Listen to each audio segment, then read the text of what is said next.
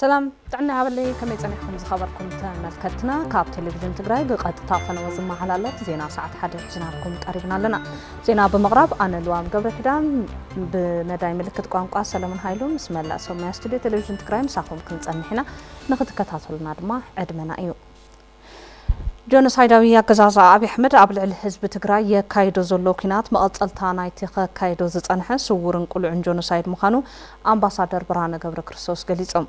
ጆኖሳይደር አብይ አህመድ ጀሚርዎ ዘሎ ቁልዕ መጥቃዕቲ ኣብ መንጎ ህዝቢ ትግራይ ክፍተት ንምፍጣር ብዝተፈላለዩ መንገድታት ዝሓሰቦ ብምፍሻሉ ዳግማይ ወራር ክኽፍት ከም ዝተገደደ ሓቢሮም ጸብጻብ ክብሮም ኣብርሃ እዩ ኣረጋብ ገብረ ርፋኤል ድማ ከም ዝስዕብ ከቕርበልና እዩ ጆኖሳይዳዊ አብይ አህመድ ኣብ ልዕሊ ህዝቢ ትግራይ ዘካይዶ ዘሎ ደማዊ ኩናት ናይትን ነዊሕ እዋን ከኣልሞን ከተግብሮን ጽንሐ ስውርን ቁልዑን ዘርኢ ናይ ምጽናት ወፈራታት መቐጸልታ ምዃኑ ኣምባሳደር ብርሃነ ገብረ ክርስቶስ ሓቢሮም እቲ ናይ ጆኖሳይድ ሓይሊ ነቱ ዝጀመሮ ናይ ጆኖሳይድ ፕሮጀክት ንኽውድእ እዩ ዝደሊ እምበር ካብቱ ፕሮጀክት ንሱ ክተዓናቐፈ ይደልን ጆኖሳይድ ተፈጺምካ ተሓታትነት ኣሎ ናይታቶም ድሌት ሓንቲሻ ናብኣ ምስጠሓሉ ካብታ ተሓታትነት ምምላጥ እያ ድሌቶም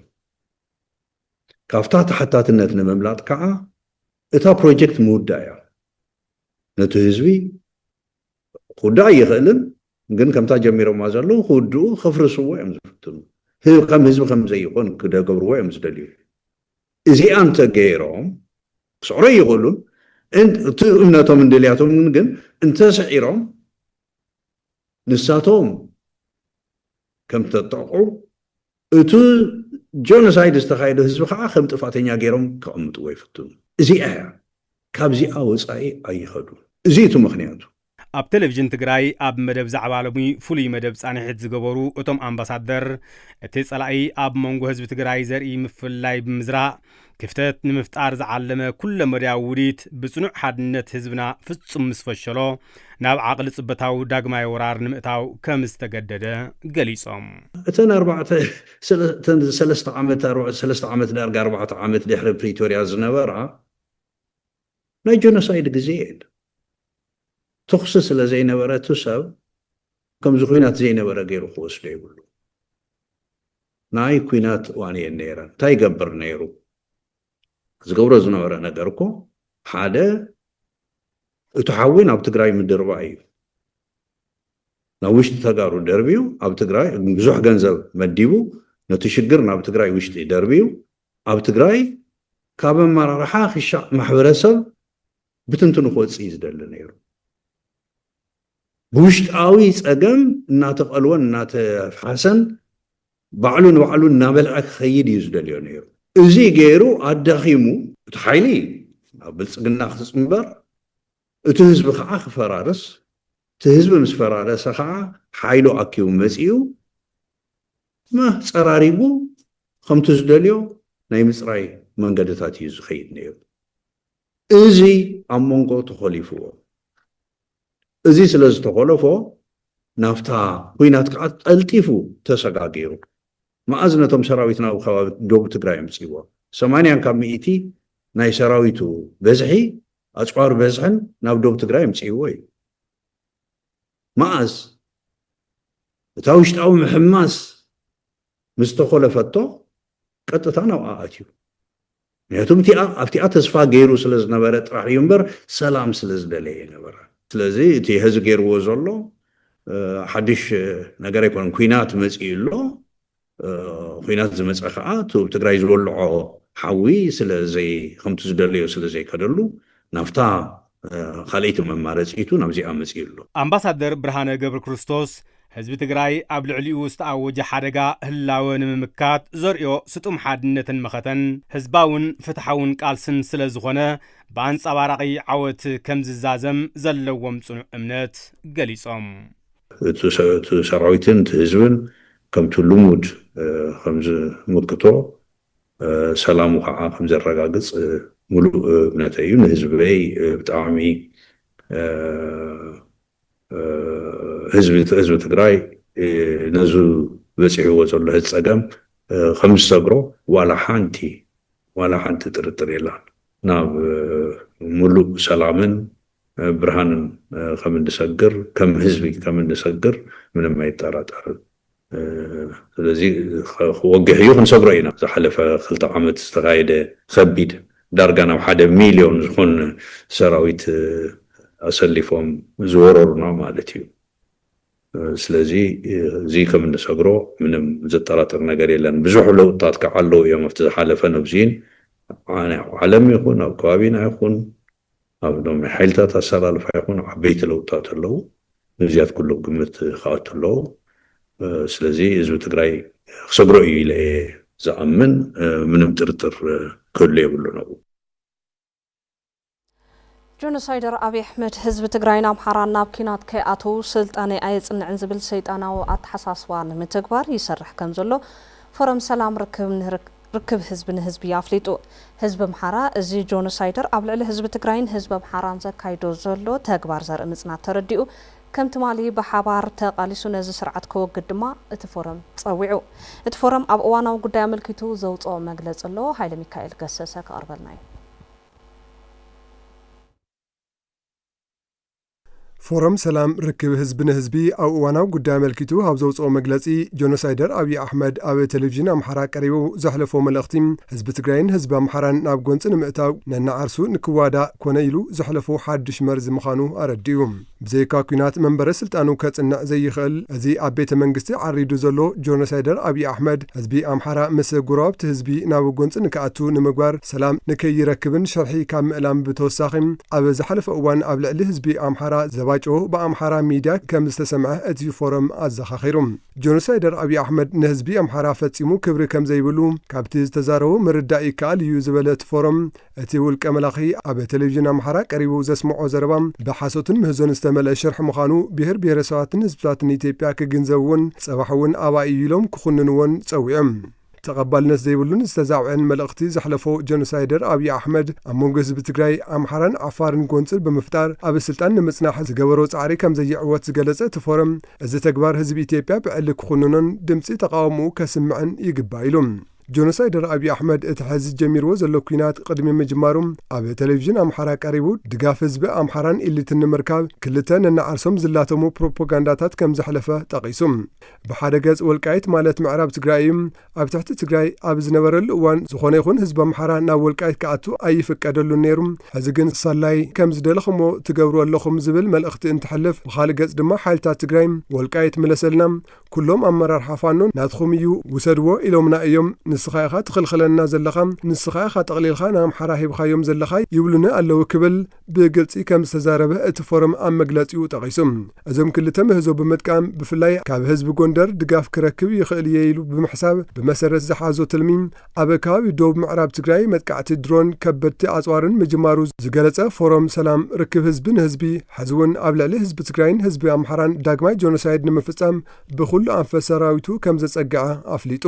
ህዝቢ ትግራይን ኣምሓራን ናብ ውግእ ከይኣትወን ከም ምጸላይ ከይተረኣየን ስልጣነይ ኣይጸንዕን ዝብል ሰይጣናዊ ኣተሓሳስባ ዘለዎ ጆኖሳይደር ኣብይ ኣሕመድ ኣብ ቴሌቭዥን ኣምሓራ ቀሪቡ ከም ልማዱ ክፋእን ጽልእን ምስ ዘርአ ኩናት ምኽፋቱ ዝገለጸ እቲ ፎረም ህዝቢ ትግራይን ኣምሓራን ጆኖሳይደር ኣብይ ኣሕመድ ዝኣለሞ ሽርሒ ብዝግባእ ተረዲኦም ከፍሽልዎ ከም ዝኽእሉ ከም ዝኣምንን የፍሽልዎ እውን ከም ዘለውን ኣረዲዩ ጆኖሳይደር ኣገዛዛ ኣብይ ኣሕመድ ዘካይዶ ዘሎ ወታደራዊ ምድላውን ጽሕተራታትን ደብዳብ ድሮንን ካብ ወጋሕታ ሓምለ 25 2018 ዓመተ ምህረት ኣትሒዞም ኣብ ምዕራብ ትግራይ ብኣንፈት ሸረሪና ቆልዕ ኩናት ምኽፋቱ ፎረም ሰላም ርክብ ህዝቢ ንህዝቢ ኣፍሊጡ ህዝቢ ኣምሓራ ጨፍጫፍን ውልቀ መላኽን ኣብይ ኣሕመድ ኣብ ልዕሊ ህዝቢ ትግራይን ህዝቢ ኣምሓራን ዘካይዶ ዘሎ ተግባር ዘርኢ ምጽናት ተረዲኡ ከም ትማሊ ብሓባር ብምቅላስን ዝጀመሮ ቃልሲ ብምጥንኻርን ነዚ ኣገዛዛ ከኣሊ ድማ ፎረም ሰላም ርክብ ህዝቢ ንህዝቢ ኣብ ዘውፅኦ መግለጺ ጸዊዖም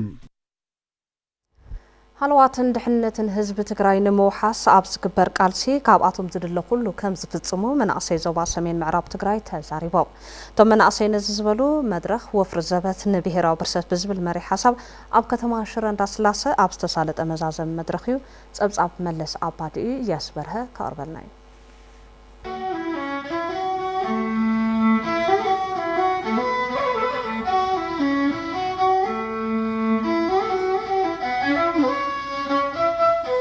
ካብ 15 ወረዳታትን ከተማታትን ዞባ ሰሜን ምዕራብ ትግራይ ዝተወከሉ መናእሰይ ዝተሳተፉሉ መዛዘብ መድረኽ ወፍሪ ዘበት ንብሔራዊ ብርሰት ኣብ ከተማ ሽረ እንዳስላሴ ተሳሊጡ ተሳተፍቲ እቲ መድረኽ ዝኾኑ መናእሰይ ጆኖሳይዳዊ ኣገዛዛ ኣብይ ኣሕመድ ብምቕባር ሃልዋትን ድሕንነትን ህዝቢ ትግራይ ንምውሓስ ኣብ ዝግበር ቃልሲ ብፅሒቶም ንምፍጻም ድልዋት ምዃኖም ይዛረቡ መሬት ትግራይ ተቆራሪሰን ዘለዎ መሬት ትግራይ ኩለን ኣብ መከናኸን ዘሎ ኣብ ዘሎ ኣካል መናእሰይ ኩሉ ይፈልጥ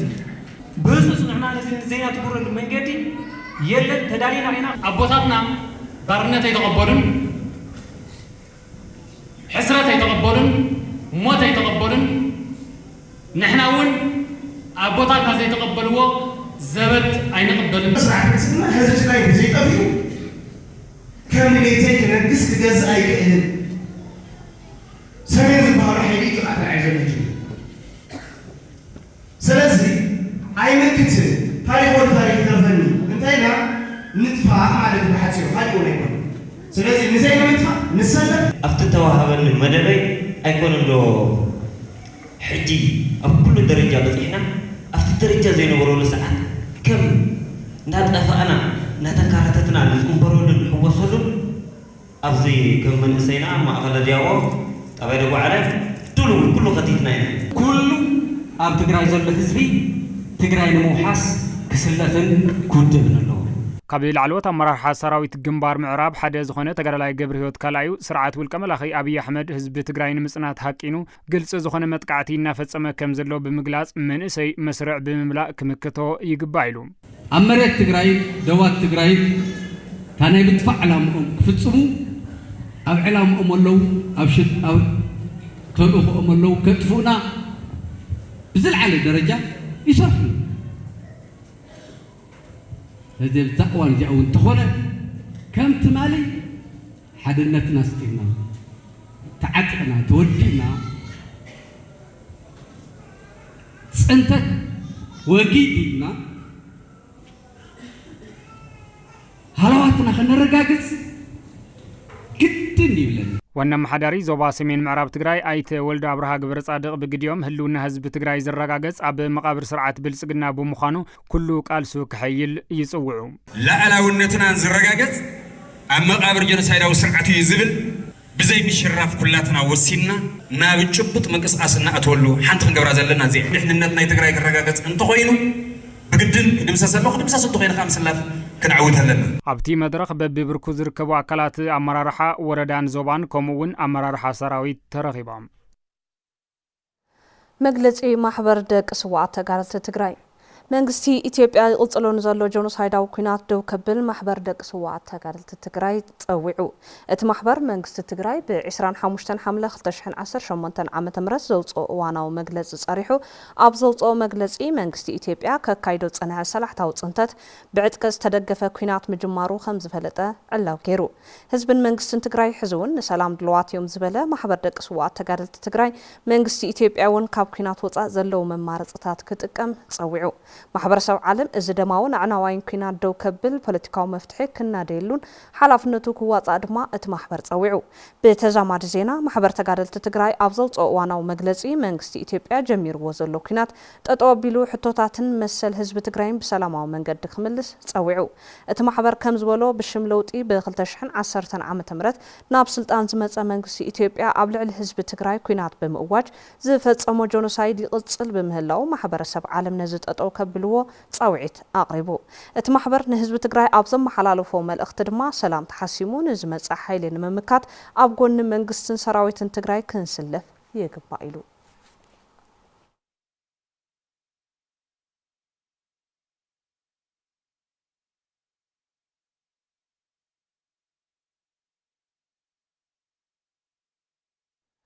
ህዝቢ ትግራይ ዘጋጠሞ ሓደጋ ህላወ ንምቅልባስ ልዕሊ ዝኾነ እዋን ድልውነቶም ከም ዘረጋግጹ ኣመራርሓ ሰራዊት ትግራይ ኣርሚ 44 ገሊጾም ህልውና አንድሕነትን ህዝቢ ትግራይ ንምውሓስ ርክብ ደጀንን ግንባርን ተጠናኺሩ ክቕጽል ከም ዝግባእ ድማ እቶም ኣመራርሓ ሰራዊት ትግራይ ኣርሚ 44 ገሊጾም ፍሳጽን ገብረ ኣብስኪ ተወሳኺ ጸብጻብ ክበና እዩ تمرقت مرارح سراويت تግራይ ልዕሊ ቦጠለኒ ኣርመ 44 ዝተዋሃቦም ወተሃደራውን ፖለቲካውን ስልጠና ኣብ ዝነበሮም ተወሳኺ ድልዱል ዓቕሚ ክውንኑ ከም ዘኽኣሎም ዝገለጹ ኮይኖም ህዝቢ ትግራይ ዘጋጠሞ ሓደጋ ህላወ ክቕልበስ ድማ ልዕሊ ዝኾነ እዋን ድልውነቶም ከም ዘረጋገጹ ይዛረቡ በየናይ ደረጃ ክትኹና ከም ዝኽእሉ ብደንቢ ተረዲእና ኣሎ እናበረስና ድማ ስኡልና ክንረአይ ንኽእል ከነገልግልውን ድልዋት ከም ዝኾንና እየ ክረጋገጽ ደሊ ካብ ቦጠለን ላዕሊ ሰልጢና በቂና እንትብድሕቴና ደለውን ክነብቅዕ ናፍቲ ድለ ብላዕሊ ወርደና ተልእኾ በቃ ንኽን በቃ ዝግጅና ኒና ብቁሪ ብኻሊእ እናተጠፍሐ ዝነብር ህዝብ ዘለና ናብ ዓዱ ንምምላስ እዩ እምበር ንሕና ካልእ ኣይኮነን ስለዚ ትምድላውና ኣብዚ ሕሸ ደረጃ ኣብዚ ላዕሊ ደረጃ ይርከብ ስዋኣት ብጾትና ዝሓለፉሉ ዕላማ ሙሉእ ሽቱኡ ኣይዋቕዕን ዝበሉ እቶም ተመረቕቲ ኣመራርሓ ሰራዊት ትግራይ ኣርመ 44 ቀጻልነት ውሕስናን ህልውናን ትግራይን ህዝባን ንምርግጋጽ ድማ ጠንኪርና ክንቃለስ ኢና ክብሉ ገሊጾም ልኡኽ ናይ ስውእ እዩ ሓዳር ናይ ሰራዊት ማለት ስለዚ ሓዳርና ንሕና እሱ እዩ ቃሎም ከይነዕብር ቃሎም ክንትግብር እዩ እታ ትማሊ ብሕገ መንግስቲ ተኸቢራን ስርዓት ሒዛን ዝነበረት ትግራይ ንሳን ምቕጻል እዩ ንሳን ከቕጽሉ እዮም እውን ህይወት ከፊሎም ንሕና እውን ከነቐጽል ኢና ህዝብ ትግራይ ኣብ ኣርዕጭ ኮና ንኸይኣቱ እዩ እቲ ዋጋ ከፊሎም ዘለው መስዋዕት ከፊሎም ዘለው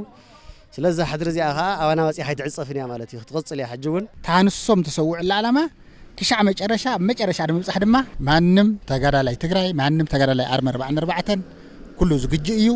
بتجمع ما خب نفصمه منم ترتري بالله. تجري أبي كبير حدا جهلاو أبي زلات اللقوان بفلات يخون بزي فلات أبي جون على استسلفوا أكلات دقيمهم كحسبون أبي جون هزبهم كوينهم كسلفون أتوم تمرقت مرار حاسراوي تجري أرمر 44 صويعهم. أجندة نايس على أمحس جيجايو. أجندة نايس على أجريفهم نفتات تولد اللي عد خاتو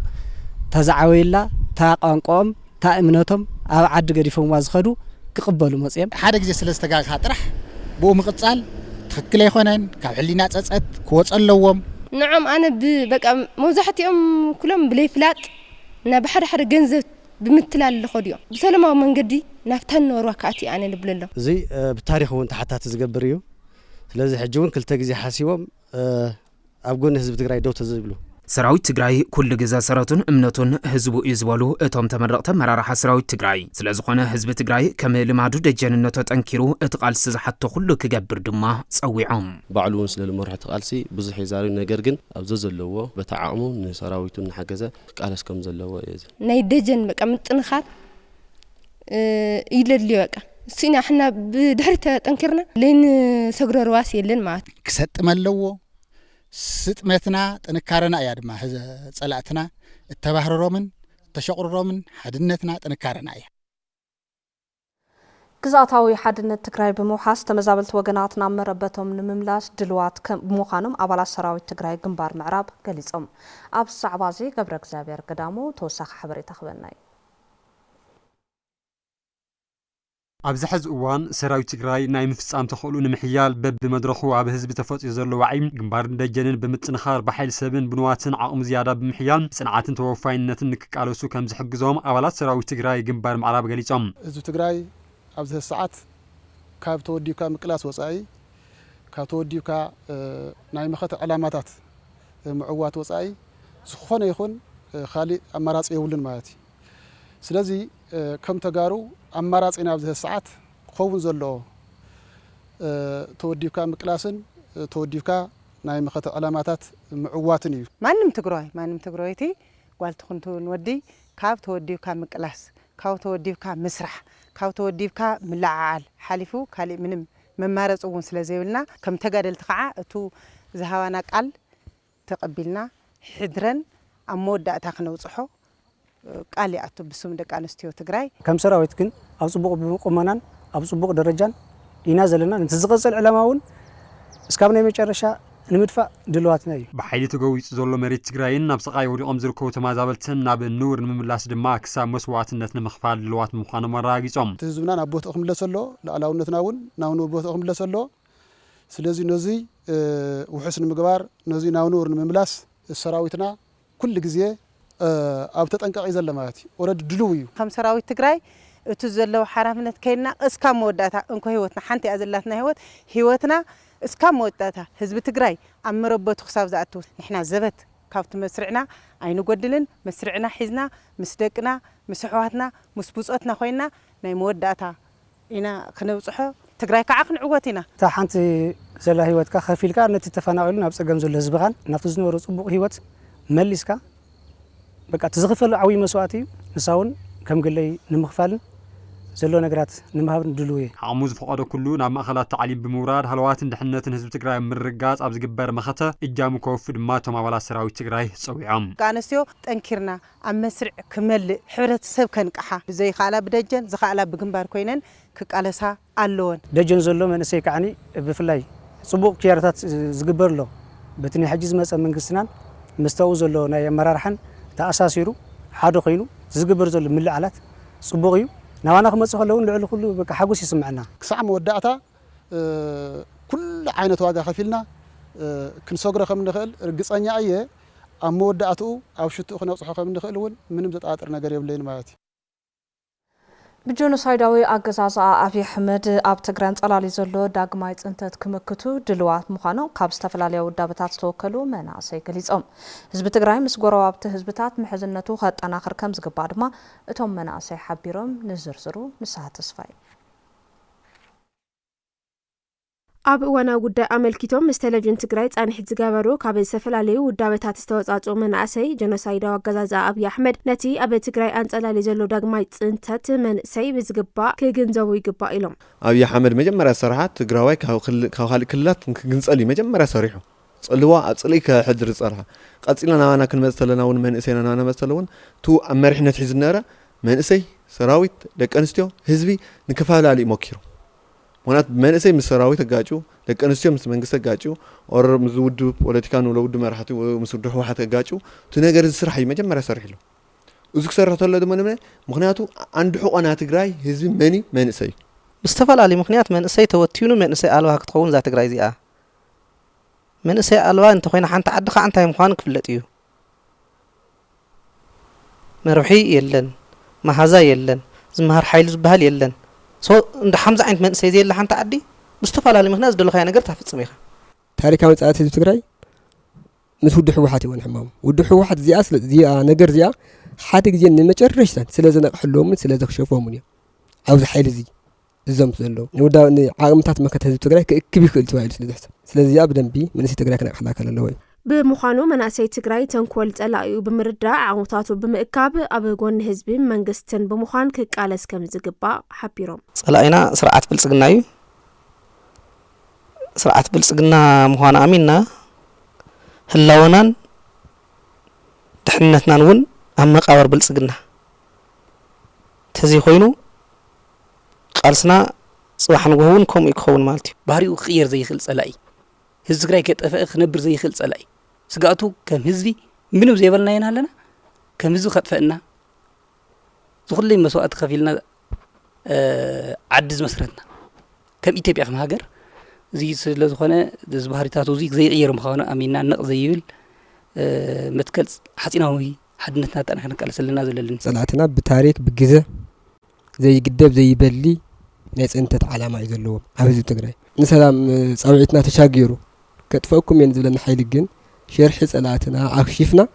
كم ناسيك المكسن قالس لنا تمال واقع خفيلوا 17 عام واقع خفيلوا يتيرت واقع خفيلوا خزون واقع خفيلا 4 عام 3 عام تقاليس لا واقع خفيلا ايو خزون او عدن امريتون خوينو تقاليسو مسودو مس منغستو مزملكوت اكل تقاليسو امينو قالس خللو زون خوينو قالس خللو صباحون دحر صحون ግን ሓድነት ትግራይና ንማን ምንደራደሩ ሰብ የለይ ህዝቢ ትግራይ ኣብ ዝገብሮ ቃልሲ ምሕዝነት ጎረባብቲ ህዝቢ ኣገዳሲ እዩ ዝበሉ ዘመናእሰይ እዚ ድማ ንዝሕሸ መጻኢ ወሳኒ ምዃኑ ምርዳእ ከም ዘድሊ ሓቢሮም ናይ መጀመርያ ምርጫና ማለት ቀንዲ ክኸውን ዘሎ ነቲ ስርዓት እዚ ክጠፍእ እንተኮይኑ ውሽጣ ዓቕምና ምጥንኻሪና ከወለ ከመናእሰይ ንርድኦ መጀመርያ ባዕልና ድልዱላት ክንኮን ክንጠናኸር ኣለና እዚ ቁልፊ ህዝን ህዝብ ርክብስ ንምንታይ ካትጸሎ ህዝን ህዝብ ምርኻብ ምንም ችግር የብሉ ሰላም ምዃን እዩ ጎንፂ ዘይምፍጣር እዩ ስኒት እዩ ስለዚ ምሕዝነት እዚ እዩ ምሕዝነት እዚኣ ፀልዋ ግን ፀረ ህዝቢ ዝኾኑ ኩናት ዝደልዩ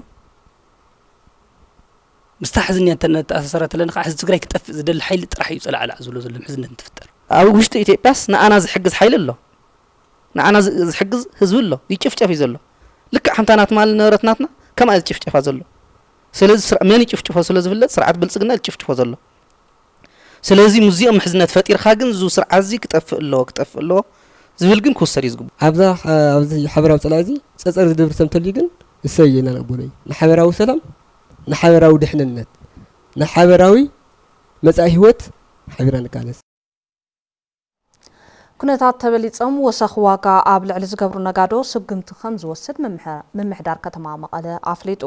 እዚ ዝተገለጸ ከንቲባ እታ ከተማ ኣይተ ሃይላይ ኣረጋዊ ኣብ ህልው ኩነታትን ኣብ ዝተሳለጠ መድረኻት ዘበት ንብሔራዊ ብርሰትን ኣድሂቦም ንጋዜጠኛታት ኣብ ዝሃብዎ መግለጺ እዩ ገብረ እግዚአብሔር ገዳሙ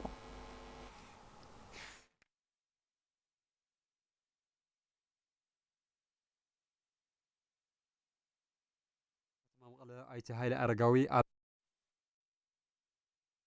ከንቲባ ከተማ መቐለ ኣይተ ሃይላይ ኣረጋዊ ኣብ ህልው ኩነታትን በብርኪ ከተማ መቐለ ዝተሳለጡ መድረኻት ዘበት ንብሔራዊ ብርሰት ተድሂቦም ንጋዜጠኛታት ኣብ ዝሃብዎ መግለጺ እዩ እቶም መድረኻት ህዝቢ ግልጽነትን ድልውነትን ክፈጥር ኣብ ብሔራዊ ኣጀንዳ ክዓስል ዝገበረ ምንባሩ ገሊጾም ልዑል ተሳትፎን ምልዕዓልን ዝነበሮ ከም ዝነበረ ዝገለጹ ኣይተ ሃይላይ ኣረጋዊ ህዝቢ ኣብ ኣጀንዳ ዓሲሉ ክዕወት ከም ዝኽእል ዝረኣናሉ እዩ ክብሉ እውን ሓቢሮም ኣብዞም መድረኻት ካብ ተሳትፎ ጀሚሩ ዝነበረ ድምቀት ዝነበረ ምልዓል ዝነበረ ጽንዓትን ሓቦን ዝገርም እዩ ህዝብና ኣብቲ ኣጀንድኡ እንድሕር ዕሲልናዮስ ክሰርሖም ዝግባእ ስራሕቲ ብዝግባእ ተረዲኡ ዓሚሙ ክዕውት ከም ዝኽእል ዘንጸባረቐ ኣጀንዳ እዩ ነይሩ ካብ ስርዓት ብልጽግና ንረኽቦ ሰላም የለን ዝብል መደምደምታ ከም ዝተወሰደን ጸገማት ህዝቢ ትግራይ ንምፍታሕ ድማ መኪት ከም ምውፃእን ሓይልኻ ምጥንኻርን ምውሳን ምዃኑ እውን ኣብ ምርድዳእ ዝበፅሓናሉ እዩ እውን ኢሎም ንኸይንጸነት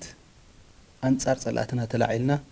ክንምክት ክንቃለስ ተዓዊትና ክንወፅእ ናይ ግድን እዩ ዝብል መደምደምታ ዝተወሰደ እዩ ኣብ ሕድሕድ መድረኽ ተማይጡ ህዝቢ በብኽፋል ማሕበረሰቡ ተረዳድዩ ኩነታት ጸላኢኡ ዝፈለጠሉ ካብ ጸላእቱ ሰላም ከም ዘይረክብ ዝፈለጠሉ ዝደምደመሉ ኩነታት ኢና ርኢና ምጥንኻር ዓርሶም ብርኮሳ ምሕያል ደጀንን ግንባርን ንመኸተ ዝሽከም ማሕበረ ኢኮኖሚ ምህናፅን ስትራቴጂ ጸላኢ ምንካይን ፈታዊ ናይ ምብዛሕ ስራሕትን ምርዳእ ከም ዝተገብረሉ እውን ተዛሪቦም ዝመኸተ እዚ ሰራዊት ብምጥንኻር ጥራሕ ኣቢልካ ዝዕወት ኣይኮነን ናይ ደጀን ስራሕቲ ብምጥንኻር ኣቢልካ እውን ዝዕወት እዩ ቁልፊ ናይ ደጀን ስራሕቲ ድማ ተዓርሶም ብርኮሳ እዩ ማሕበረ ኢኮኖሚ ዱልዱል መሰረት ገብር ነቲ መኸተስ ክጸውር ዝኽእል ማሕበረ ኢኮኖሚ ምህናፅ እዩ ካልእ ምርዳእ ዝተገበረሉ ስትራቴጂ ጸላእ ምቕናስ ፈታዊ ምብዛሕ ስትራቴጂ እቲ ናይ ምሕዝነት ኣብ እዋናዊ ጉዳያት ግልጽነት ምፍጣር የድልዩ ዝበሉ ኣይተ ሃይላይ ኣረጋዊ ብፍላይ ምስ ኩናት ተኣሳሲሩ ዝውዝዑ ናይ ሓሶት ፕሮፓጋንዳታት ብኣግባቡ ምምካት ንህሉ ኩነታት ተበሊጾም ዝፍጸሙ ሸቐጥ ምሕባም ዋጋ ምውሳኽን ስርዓት ንግዲ ዘዛብዑ ገለ ነጋዶን ከም ምምሕዳር ከተማ መቐለ ስርዓት ንምትሓዝ ከም ዝስራሕ እውን ኣረድዮም ነዚ ብልጽግና ጀሚርዎ ዘሎ ውግእ ተሓሳቢ ጌርካ ነዚ ዕድል ከም ዕድል ተጠቒምካ ህዝቢ ከይረጋጋዕ ትዝርካቡ መሰረታዊ ሸቐጥ ብቲ ዝተመጣጠነ ዋጋ ከይዕድግ ሸቐጥ ናይ ምሕባእ ዋጋ ናይ ምውሳኽ ካልኦት ምስ ናይ ንግዲ ምትእስሳር ዘለዎ ምስ ናይ ንግዲ ስርዓት ምትእስሳር ዘለዎ ስርዓቶም ሓልዮም ከይኸዱ ምግባር ኣብዚ ኣክት ዝገብሩ ኣካላት ስርዓት ክገብሩ ኣደብ ክሕዙ ከም ዝግባእ ነዚ ናይ ሕጊ ምኽባር ስርዓት ተጠናኺርና ክንወስድ ከም ዘለና ብኤሌክትሪክ ዝሰርሓ ኮድ 2 ተሽከርከርቲ ንህዝቢ ግልጋሎት መጓዓዝያ ንምሃብ ዝኽእል ሓድሽ ደንቢ ከም ዝወፀ ቢሮ ትራንስፖርትን መጓዓዝያን ትግራይ ኣፍሊጡ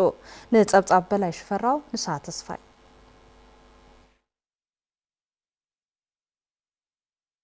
ቢሮ ትራንስፖርትን መራኸብን ትግራይ ኣብ ትግራይ ብዝተነበረ ክልከላ ሲዒቡ ዝተፈጠረ ሕፅረት ነዳዲ ተኣሳሲሩ ኣብ መጓዓዝያን ተፈጠረ ጸገም ንምቅላል ዓሊሙ ብካቢኔ መንግስቲ ትግራይ ጸድቀ ደንቢ ብኤሌክትሪክ ዝሰርሓ ተሽከርከርቲ ከም ዝወፀ ሓላፍቲ ቢሮ ኣይተ ኣማኑኤል ገብረ ኪዳን ይገልጹ ብሰንኪ ዕፅዋን ክባን ህዝብና ካብ ናብን ክጓዓዝ ይከኣለን ካልኣይ ዋጋ ክፍሊ ትራንስፖርት ካብ መጠን ላዕሊ ወሲኹ ዘሎ ስለዚህ ጸገም ዚ ንምስጋር እቲ ቁልፊ ዘለካ ኩሉ ዓይነት ሃፍቲ ተጠቂምካ ምስጋር ስለዝኾነ ተን ናይ ኤሌክትሪክ ተሽከርከርቲ እውን ብዝቐነሰ ዋጋ ንህዝብና ግልጋሎት ዝባሉ ኣንፈት ክህሉ ኣለዎ ተባሂሉ ብካቢኔ ደረጃ ጸዲቁ ደንቢ እውን ወፂሉ እተን ሓድሽ ደንቢ ዝወፀለን ተሽከርከርቲ ኣብ ኮድ 2 መሰረት ዝገበረ መምርሒ ከም ዝኾነ ድማ ኣይተ ኣማኑኤል ወሲኾም ይርዱ ተፈቀደለን ብኤሌክትሪክ ቀሳቀሳኻ መንየን ሓደ እቶም ኮድ 2 ኮይነን ንእግሪ ኢሎም ዘምጽውን ካብ 4 እስከ 8 ወንበር ዝሓዛ ካልኣይ እቶም ኮድ 3 ናይ ግድን ናይ ግልን ናይ ውልቀን ኣሎ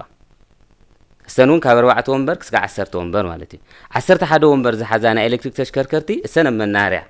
በትስሩዕ መንገዲን ዝግልገላ ኮድ 2 ኮድ 3 تحت 10 ወንበር ዝኾና ግን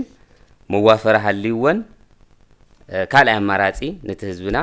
ብፍትሓዊ ዝኾነ ዋጋ ግልጋሎትዋ እዚ ደንቢ ኣቕሚጦሎ እተን ተሽከርከርቲ ግልጋሎት ንምሃብ ከማልኦ ዝግባእ ቅድመ ኩነት ከም ዘሎ ድማ ይገልጹ ግልጋሎት ንምሃብ ከማልኦ ዝግብኦም ቅድመ ኩነት ሓደ ናይ ነባርነት መታወቂያ ክሕዝ ዘለዎ እቲ ኣማሕበር ዝምዝገብ ካልኣይ ኣማሕበር ክውደው ኣለዎ ብሳልሳይ ኣባል ማሕበር ምዃኖም ዘረጋግጽ ካብቲ ማሕበር ዝወሃብ መለለይ መንነት ክህልዎም ኣለዎ ማሕበር ዘዳለወሎም ስቲከር እውን ኣብተን መኪና ክልጥፉ ኣለዎም ማሕበር ዘዳለወሎም ፎቶግራፍ ዝሓዘ ባጅ ሓደጋ እንተጋጢሙ ንኡን ምኻስ ዘኽእል ሳልሳይ ወገን ወይ ኢንሹራንስ እውን ዝኣተው ኾነ ኣለዎ እተን ካብ መዋፈሪ ተሽከርከርቲ ተበጊሰን ግልጋሎት መጓዓዝያ ዝህባት ብኤሌክትሪክ ዝሰርሕ ተሽከርከርቲ ብ15 ሚእታዊ ዋጋ ቀኒሰን ግልጋሎት ክባ ከም ዘለወን እውን ኣይተ ኣማኑኤል ይሕብሩ ግቡእ ብኤሌክትሪክ ዝንቀሳቐሳ ተሽከርከሪ ሓደ ፍቓድ መውጽኢ ሓስካ ምሽከርካር ኣይከኣልን ፍቓድ መውጫ ሒዞም እዮም ክወፁ ዘለዎም ካብቲ መዋፈሪ እዮም ካልኣይ 15 ሚእታዊ ታሪፍ ካብቲ ብነዳዲ ዝሰርሓ መናሃርያ ዘለዎ ኣቕንሱ ኣለዎ 500 ሜትሮ ካብቲ ኣደባባይ 5 ሜትሮ እውን ካብ መዕርፎ ታክሲ ርሒቖም መዋፈሪ ይህልዎም ሳልሳይ ወገን መድሕን ኢንሹራንስ ክሕዙ ኣለዎም ንኮሚሽን ሓርበኛ ብኢቲኬቲንግ ኣብተ መናሃርያ ዘለዋ ሓደ ቅርሺ ካብ ሕደ ቲኬት ንቆርጽ ኢና እዚኦም ድማ 2 ቅርሺ ምስ ኣገልግሎት ተመጣጠነ ቁርጽ ግብር እውን ክኸፍሉ እዮም ማሕበር ተጎጋ ብጆኖሳይዳዊ ኩናት ዝበረሰ ደን ትግራይ ንምሕዋይ ኣብ ከተማ መቐለ ክፍለ ከተማ ሓወልቲ ተኸላፈልቲ ኣካይዳ ደረስ ብርሃነ ከም ዝስዕብ ቀርበልና እዩ ማሕበር ተጎጋ ሕውየት ትግራይ ብሰንኪ ጆኖሳይዳዊ ኩናት ዝበረሰ ደን ትግራይ ንምሕዋይ ዓሊማ ብ2015 ዓመተ ምህረት ተጣይሻ እዛን ማሕበር ኣብ ስነ ከባቢ ዝነጥፉ ተመራመርቲ ዝሓቆፈት ኮይና ፈልስታት ኣብ ምትካልን መተካእታ ዘይብሉ ደኒ ዝቆረጹ ኣካላት ኣብ ምቁጽጻርን ትነጥፍ ናይዚ መቀጸልታ ኣብ ክፍለ ከተማ ሓወልቲ ቀዳማይ ብርኪ ቤት ትምህርቲ ሞመና ፈልሲ ተኸላ ኣካይዳ ብወንበር ቦርድ ማሕበር ተጎጋ ፕሮፌሰር ምትኩ ሃይለም እታ ማሕበር ኣብ ኣብያተ ትምህርቲ ፈልሲ ምትካለ ሓለዋ ስነ ከባቢ ናብ ሓድሽ ወለዶ ምትሕልላፍ ከም ዝሕግዝ ሓቢሮም ሓንቲ ናይ ተመራመርቲ ናይ ምሁራን ናይ ማሕበረሰብ ዝሓዘት ድማ ትካል ነጣይሽ ኢሎም ዝተጀመረት እያ ኣነ እውን ከምኡ ከም ናይቲ ቦርድ እውን ኣባልን ኣቦንበር እውን ክኸውን ስለ ዝሓተቱኒ ብፅቡቅ ብፀጋ ተቐቢልና ምክንያቱ ዓብዪ ስራሕ እዩ እዚ መናእሰይ እዮም ዞም ቆልዑ እዚኦም ብዙሕ ክንቀሳቀሱ ዝኽእሉ እዮም ብኣቢልና ኣብቲ ናይ ተጎጋ ድማ ዝበልዎ ናይ ባዕሉ ታሪካዊ ግዛዕ ኣለዎ ተጎጋ ተወቂዑ ነይሩ እዩ ንዕኡን መዘከርታ ንግበሮ ብዝብል ዝሓዝዎ ነገራት ስለ ዝኾነ ኣብ ቤት ትምህርትታት ሓምለዋይ ዝኾነ ስራሕቲ እንድሕር ሰሪሕና ኣግራባት እንድሕር ተኺልና ምስቶም ቆልዑ እናዓበየ ዝኸይድ እዩ ክከናኸንዎ እዮም ነዚ ከምዚ ዓይነት ተኸናኸኑ ቆልዑ ድማ ንሓዋሩ እውን መዋእለ ንዋይ እዮም ባዕላቶም እውን ንከባብያዊ ሕውየት ካብ ሕጊ ወፃኢ ፍሓም ዘፍሕሙ ኣካላት ሕጋዊ ቁፅጥር ከም ዝግበር እውን ገሊፆም ክሳብ ሱር እናተወቆሰ ከሰል ዝግበረሉ ኣሎ እዚ ጠጠው ክብል ኣለዎ بسرعة حقن حقاونا تنقير خالد تخيدن حرخوين خاون تخوم زقبر ما زتكألو ما قدي نحقونا وزيلو ناتتخلق خيجيو التحاوري سيفل محورات تجراي دكتور إيكالو ولدوم أبيات تمرتي بأسوات تجيسا أمرات بيت نباب مقبار كم زكاء الجليسم خمس فلات تمهراي أو لابراريو زنبب حلف لو دماغ قطركم تنفلتو أو أجري تخلي يزاسن عسلازي إذا أنت خلطات زي عوينون كال أي لابراري زخونا له مينس نخفت أريو مالتي كم زعينتنا يتخلى صراحة نخكايد كم ملعلي كخوني وزبل قمة اللاني أما حداري كفلة كتما حاولتي أي تنقاش كحساي حامل ويت كتمان مفتاري قبرزل سعري وسيتاو كما زخوانا حبيرم عبيه تمكروت هذا الخونا الجزينا زلنا هذي كما غيرنا أين تتخلي ناقوم نقر نوزخ ناب تتقامنا نسقاقرو ناب صريت كبابي نا حملواي كبابي نا حبرسب تقوملو درجة نوصح عبيت لهم تتخلنا لنا هزون أبز بيت مرتين تنقبرت لنا تبيت تمرتون ناي وعلو وان كرمتي بعل بزناب كنا تقول زناب دارخ ما يندارخ عبيو حاجة كعا تافت بيت تمرت بومباتات تخيلنا بيت تمرتون ناي وعلو ناي جرينري بهال سمياتات قصيرو أنا هون زدقف دقفنا عبيتي صراحة تنسرحنا زين تلنا بناي بلان كتمنا نتخلو زلنا حزيب رئيس ممهر قدما يبركب بيت تمهرتو مومنا أبرها اللي يطلعون استتخلوا فلسطات نخعاويو سعر خمس قبر تزاريبهم نسلست تمهارو حانت تخلين نهارنا تماي بتخطاتا لخستيون خسكسون ننايب علمون بناي كفلي حلاف النتيبنا شمو من صحفنا ياو تقوارو خوعلوه كنصعرينا برسدن تግራይ ናብ ንውር ንምምላስ ኩሉ ክረባረብ ከም ዝግባም ኣብቲ ስነ ስርዓት ተኸላዝ ተሓበረ ኮይኑ ታ ማሕበር ዝድግፉ ዝተፈላለዩ ትካላት ገበርቲ ሰናይ ኣፍልጦ ተዋሂቡ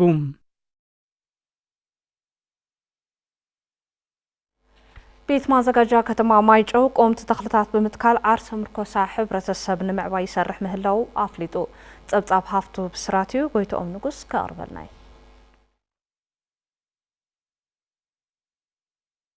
ቤት መዘጋጃ ከተማ ማጨው ሕብረተሰብ ብምትሕባር ዝተፈላለዩ ቆምቲ ተኽልታት ብምትካል ጽሬትን ጽባቐን እታ ከተማ ካብ ምርጋጽ ብዝዘለለም ዓርሰ ምርኮሳ ሕብረተሰብ ንምብራኽ ጻዕሪ ይገብር ከም ዘሎም ኪላ ሓምለዋይ ልምዓት ከይዲ ስራሕ ጽሬትን ጽባቐን እቲ ቤት መዘጋጃም ኣይተ ንጉስ ሃፍቱ ገሊጾም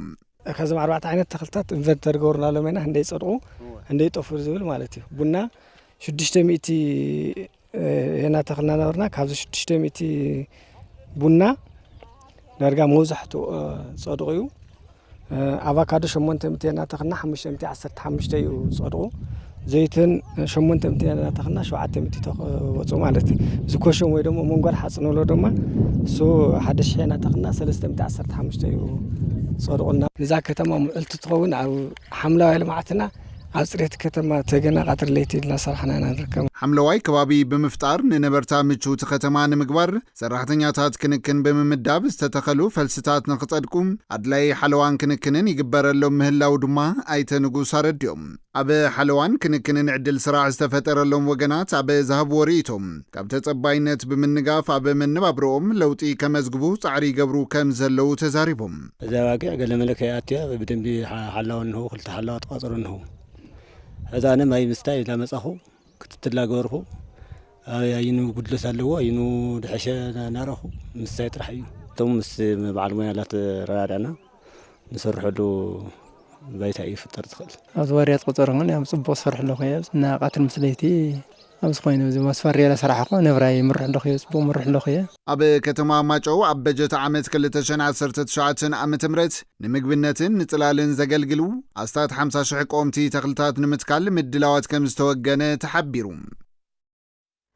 تعودتي سالساي زور وددر مهزون فتران مدايب تفليتهم أفت متحبار تلفزيون تجراين ساكسس ميديا نتورك مستقايدة وددر ألماز برها ملقات أرقاون تشال مرسان بقدم صعب كاب قدامي كساب سالساي بموضع تعويتهم يم أفتو وددر قدامي تنزوصت 500 شح كالي تنزوصت 400 شح كمون سالساي نزوصت 300 شح برشلمات تواهيبيو أفت مزازم وددر استرخبو لوريت متكو حيلة إزحز إن رئيو زلنا مهزون فتران اتنقص ولدو أبصح شهيوات زنبر كخون يدحر مبال إذا كخون دما نزب زعودين التفنزل ولدو أخل جيزين حاجزن كوهابو 5 قباء قليزهم أفت مزازم وددر نستساتفو عسرات ودادرتن اتوددر بعوت أقباب نقزازم أبركتون زعرفو أكالاتن شلماتن ورقات مسكرن تواهيبيو كم تصاب ملس علامات